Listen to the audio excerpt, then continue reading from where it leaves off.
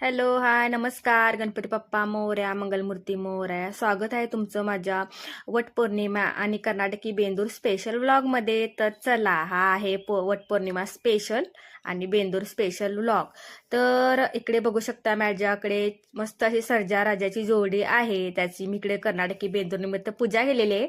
मी इकडे ही शोसाठी आणली होती छान असं. तर बेंदूर निमित्त मी इकडं सर्जा राजाची छान अशी पूजा केलेली आहे. तर आजचा दिवस खूपच खास आहे, कारण आज बैल पोळा म्हणजे कर्नाटकी बेंदूर आणि वटपौर्णिमा दोन्ही मोठे सण हे एकाच दिवशी आलेले आहेत. बैल पोळा या सणाचे मी तुम्हाला थोडक्यात महत्त्व सांगते. जो आपला बळीराजा म्हणजे शेतकऱ्याचा खरा सोबती असलेल्या बैलाबद्दल कृतज्ञता व्यक्त करण्याचा किंवा मुख्य प्राण्यांच्या वरती प्रेम किंवा आभार व्यक्त करण्याचा सण म्हणजे बैलपोळा सण. घरातलं सगळं पटपट पटपट आवरलेलं आहे आणि आता मस्त छान अशी देवपूजा करून घेते. आणखी मग नंतर माझं मी आवरायला मोकळी. तर चला, वटपौर्णिमा स्पेशल व्लॉग मध्ये कंटिन्यू राहा. देवपूजा करून घेऊया आपण. गणपती बाप्पा मोरया, मंगलमूर्ती मोरया. तर चला, आता आजची स्कूल लवकर असल्यामुळे पटकन लवकर उठणं झालेलं आहे.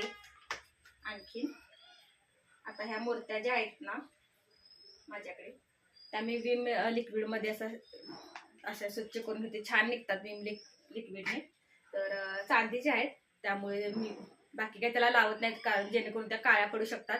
म्हणून हे लावल्यानंतर काही त्याच्यावर साईड इफेक्ट होत नाहीत. म्हणून चांदीच्या 2 मूर्त्या आहेत, त्या मी विम लिक्विडने क्लीन करून घेते. तर चला, कंटिन्यू राहा व्लॉग मध्ये. आजचा व्लॉग खूप स्पेशल असणार आहे, छान छान. तर चला, पूजा करून घेते.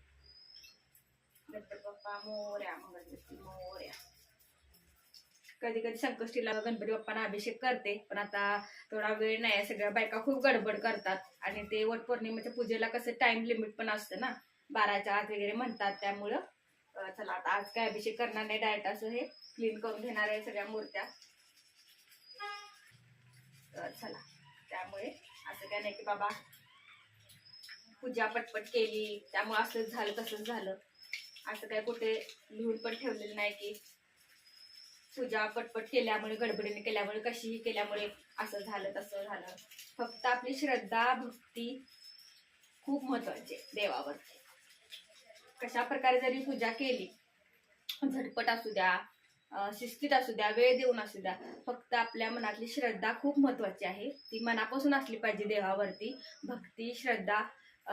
जरी पूजा नाही केली तरी नामस्मरण जरी देवाचं केलं तोंडामध्ये दिवसातून, जेव्हा शक्य होईल तेव्हाही देव आपल्यावरती काही नाराज होत नाही की माझी पूजाच केली नाही. असं नाही, तसं नाही. फक्त देवाचा विसर पडता कामा नये. वक्रतुंड महाकाय सूर्यकोटि समप्रभ निर्विघ्नं कुरु मे देव सर्व कार्येषु सर्वदा. गणपती बाप्पा मोरया, मंगलमूर्ती मोरया. श्री महालक्ष्मी नमः. सर्वमंगल मांगल्ये शिवे सर्वार्थ साधिके शरण्ये त्र्यंबके गौरी नारायणी नमोस्तुते. श्री महालक्ष्मी नमः. माझ्या मूर्त्या कमी असल्यामुळे 3च मूर्त्या आहेत, त्यामुळं देवपूजेला काही जास्त वेळ लागत नाही. बाकीच्या फ्रेम आहेत जास्त, त्या जास्त ओल्या करून चालत नाही, फक्त पुसून घ्यावा लागतात. त्यामुळं मी आधीच्या ब्लॉगमध्ये पण देवपूजा करताना किंवा संकष्टीचा नेहमी शूट घेत असते. मी कशा प्रकारे मी म्हणजे पंचामृत घालून देवाला अभिषेक करून त्या दिवशी पूजा करते संकष्टीच्या दिवशी. पण अशा छोट्या छोट्या साईजच्या सगळ्या फ्रेम आहेत, त्यामुळे ह्यांना पाणी लावलं नाही ह्या खराब होतात. त्यामुळे ह्याच्या फक्त ओल्या कपड्याने मी पुसून घेते. हे ज्या त्या ठिकाणी हे आदमापूर मधून आणलेलं आहे, ती जेजुरीवरून आणलेले आहे. ह्या सगळ्या फ्रेम जिथं जिथं जे देव आहेत ना तिथून आणलेले आहे. सगळ्या ठिकाणच्या सगळ्या देवांच्या आठवणी आहेत.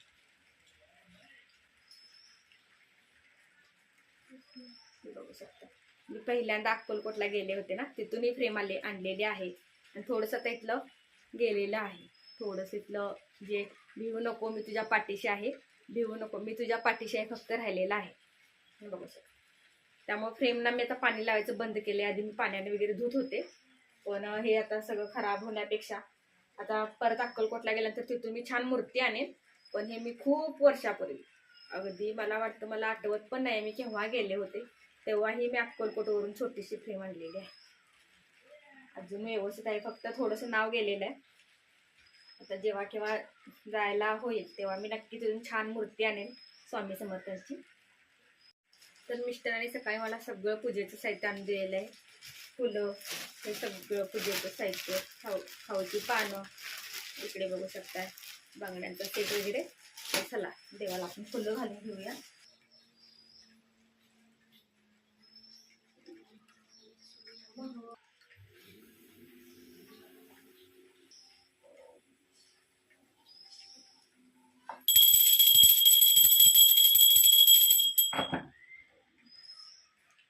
खूप प्रसन्न वाटतं देवपूजा केल्यानंतर. खूपच मनाला खूप प्रसन्न वाटणं खूप महत्त्वाचं आहे. आणखीन जो भाव भक्ती आहे ना ती आपली देवापर्यंत पोचली पाहिजे. तुम्ही कशाही प्रकारे देवपूजा करा, अगदी 1 तास करा नाहीतर 5 मिनिटामध्ये करा, पण जी आपल्या मनामध्ये भक्ती, श्रद्धा, जो भाव आहे ना तो देवापर्यंत पोचणं खूप महत्त्वाचं आहे. त्यामुळे चला माझी झालेली देवपूजा आता चालू झालेला आहे. काल रात्रीपासून पाऊस खूप, आता काय होणार आहे काही समजत नाहीये. तर आता आदू पण स्कूलमधून येणार, साडी घालायची आणि वडाला जायचं, एवढं मोठं टेन्शन आले. आता इतके दिवस ऊन होतं पण काल रात्रीपासून आमच्याकडे खूप जोरात पाऊस चालू झालेला आहे. थोडेसे केस आता झालेले कोरडे झालेले आहेत. आता मस्त ड्रायर करून घेते आणि चेहऱ्याचं म्हणजे मॉइश्चरायझिंग करून घेतला चेहरा. आंघोळ केल्या आईस वॉटर घेतलं नाही कारण पाऊस पडायला लागला बाहेर, त्यामुळं आईस वॉटर घेतलं तर चेहरा छान अजून फ्रेश होतो. पण नाही, म्हणजे चेहऱ्याला पूर्ण आता मॉइश्चराईज करून घेतलेला आहे. मेकअपसाठी चेहरा माझा आता रेडी आहे. तर चल आवरूया. आधी पूजेची सगळी तयारी करून घेते, काय काय घेऊन जायचंय, काय विसरायला नको. तर चला कंटिन्यू राहा व्लॉगमध्ये.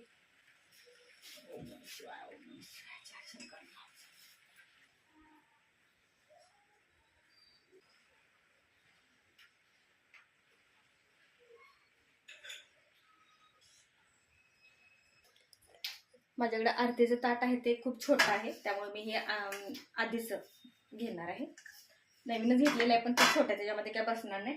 तर चला ह्या पिशवीमध्ये घेतलेले 5-6 आंबे घेतलेले आहेत ओटी देण्यासाठी. बघू शकता असे छोट्या साईजचे छान आहेत आंबे, गोड आहेत. 5-6 घेतलेले पिशवीमध्ये. आता मला काय वाटते पाऊस एवढा आहे म्हटलं तर सगळं पिशवीतूनच घेऊन जावं लागणार आहे त्यामुळं.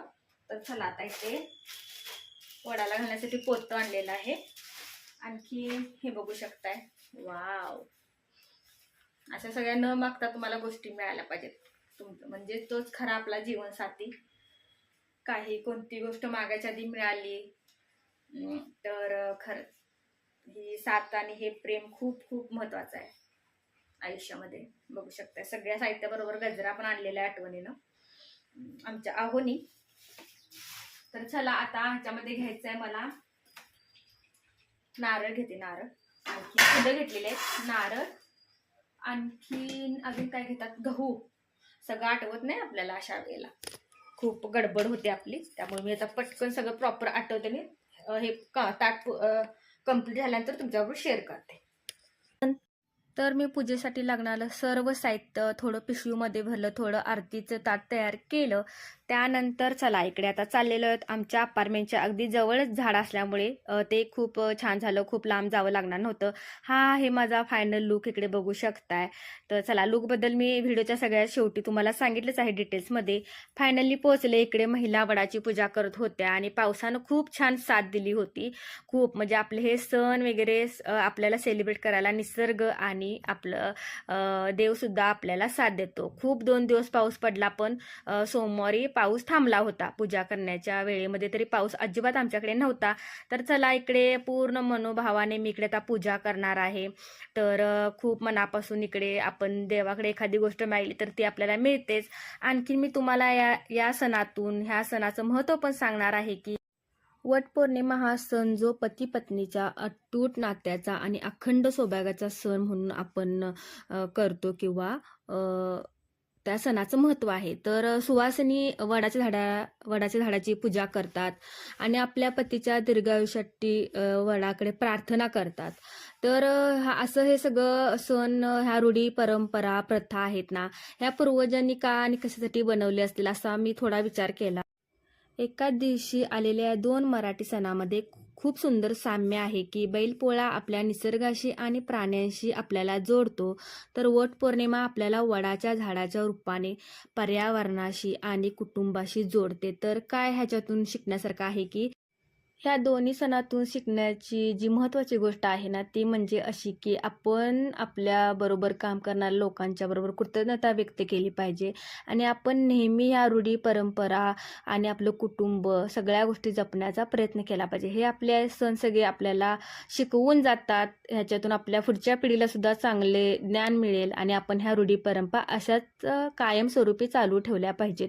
जितकं मी माझ्या बाबतीत सांगते तुम्हाला की मी जितकं मॉडर्न मला राहायला आवडतं ना, ते मला सगळ्या ह्या गोष्टी जपायला आवडतात. खूप मला असं सगळ्या ह्या रूढी, परंपरा ह्या सगळ्या गोष्टी, हे सणवार खूप छान प्रकारे करायला आवडतात. तर चला, छान इकडे आता सगळं महिला मंडळ एकत्र झालेलं आहे. वडाची सुंदर अशी पूजा, मनोभावे पूजा केल्यानंतर इकडे आता आम्ही एकीमेकीला आता वाण देण्याचा इकडे कार्यक्रम चालू आहे.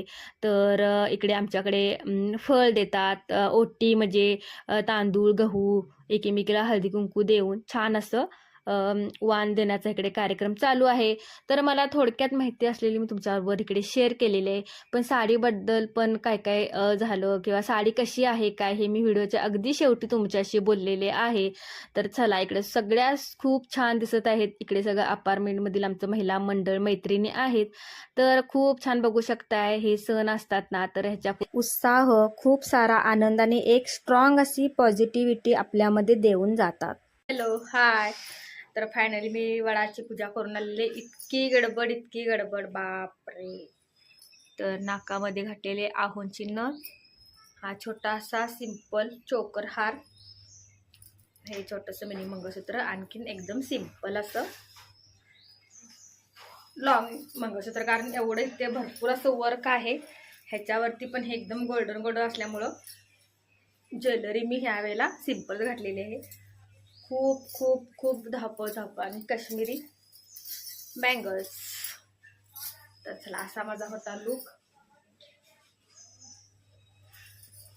पदर दाखवते साडीचा तुम्हाला. पदरावरती आहेत राजहंस. कॉम्बिनेशन तुम्हाला कसं वाटलं? कॉन्ट्रास्ट. तर हे कॉम्बिनेशन तुम्हाला कसं वाटलं? ब्लाऊज काही अवेलेबल झालं नाही, कारण शनिवारी साडी घेऊन आले होते. त्यानंतर शनिवार म्हटलं तर रविवारचा दिवस मध्ये होता. तर मी 1-2-3 ठिकाणी फोन लावले, 2-3 ठिकाणी जाऊन आले, तर सुद्धा सगळीकडे पूर्ण बुक होतं. त्यामुळे साडी आधी घेतली असती तर ब्लाऊज छान आपल्याला मिळालं असतं शिवून. तर ब्लाऊज घालणार नाही म्हणून म्हटलं हे आपण घालूया. ह्याच्यावरती मी ग्रीनच घालणार होते, पण ग्रीनपेक्षा म्हटलं हा कलर छान दिसेल, त्यामुळे. आणि थोडं ड्रॉइंगमध्ये माझं डिप्लोमा झालेला आहे, ATD झालेलं आहे, आर्ट टीचर. त्यामुळं कलर कॉम्बिनेशनचं भरपूर असं नॉलेज आहे मला, कशावरती कुठल्या गोष्टीला कुठली गोष्ट मॅच होईल, कुठल्या कलरला कोणता. त्यामुळे हे कॉम्बिनेशन सगळ्यांनाच आवडतं, खूपच परफेक्ट असं. त्या ब्लाऊजपेक्षा हाच ब्लाऊज खूप छान वाटतो. त्यामुळे कलर कॉम्बिनेशनच्या बाबतीत मी 1 नंबर आहे, कारण त्याच्यावरतीच मी 2 वर्ष असा डिप्लोमा केलेला आहे. सो चला, तुम्हीही सांगा नक्की कमेंट करून की लुक कसा झालेला आहे माझा वटपौर्णिमेचा. छान अशा काश्मीरी बँगल्स, आणि एवढं हे ह्याच्यावरती गोल्डन असल्यामुळे इकडे तर हे पूर्ण वर्कवाला ब्लाऊज आहे. त्यामुळे म्हटलं ज्वेलरी आपण सिम्पल घालूया, गोल्डनची काही घालायला नको, कारण म्हणजे मोठं लॉंग घंटन आहे, राणीहार आहे, कानातले आहेत, पण असं सिम्पल लुक करूया. आणि इकडे मस्त असा बघू शकताय हब्बीने आणलेला गजरा लावलेला आहे. हा गजरा लावल्यानंतर बाकीची तुम्हाला, हा एवढा प्रेमाने आणलेला गजरा लावल्यानंतर बाकीचे कोणत्याच हेअरस्टाईलची तुम्हाला गरज नाही आहे. आणखीन हेअरस्टाईल पण करायला काही प्रॉब्लेम नव्हता वगैरे, छान आपण असं बन वगैरे घालून मस्त हेअरस्टाईल केली असती, पण तेवढा वेळही नव्हता आणि केस मेन म्हणजे ओरले होते, त्यामुळे असे सोडलेले आहे आणि अशी हेअरस्टाईल केलेली आहे. मेकअप करताना पण काही शूट घेता आलं नाही, कारण मला ब्लाऊजच कोणतं मॅचिंग वगैरे करायचं ह्याच्यामध्येच माझा वेळ गेला. आणखीन खूप गडबड, म्हणजे 12च्या आत पूजा करायची असते, ह्यावेळेला 12:30पर्यंत मुहूर्त होता. त्यामुळे खूप खूप सकाळपासून गडबड झाली होती, त्यामुळे मेकअपचा काही शूट घेतला नाही मी. तसं म्हणजे साडीची काय एक गोष्ट असते, साडी पूर्ण अंगाबरोबर छान बसली पाहिजे. किती तुम्ही जाड असू द्या बारीक असू द्या, साडी अशी चापून चुपून मस्त बसली ना तर त्या साडीचा लुक येतो. बघू शकता साडी किती छान प्लेट्स पडलेले आहेत. मस्त अशा अंगाबरोबर साडी बसलेली आहे. खूप छान रिजनेबल प्राईजला मिळाल्यामुळे आणखीन ऑन दी स्पॉट चॉईस केल्यामुळे चॉईस तर छान ठरलेली आहे माझी. सो नक्की कमेंट करून सांगा माझा हा लुक तुम्हाला कसा वाटला. व्हिडिओजना छान छान लाईक करा, कमेंट करा, शेअर करा व्हिडिओज आणि चॅनलला सबस्क्राईब करा. चला तर आता थोडे रील्स बनवून घेते साडी काढायच्या आतमध्ये. मस्त असं परत परत असे लुक करता येत नाही आपल्याला. असं आपण अशा मस्त खास दिवशीच आपण असे लुक करतो, त्यामुळे फोटोज तर भरपूरच काढलेले आहेत. पण आता रील्स पण थोडे बनवून घेते. So bye.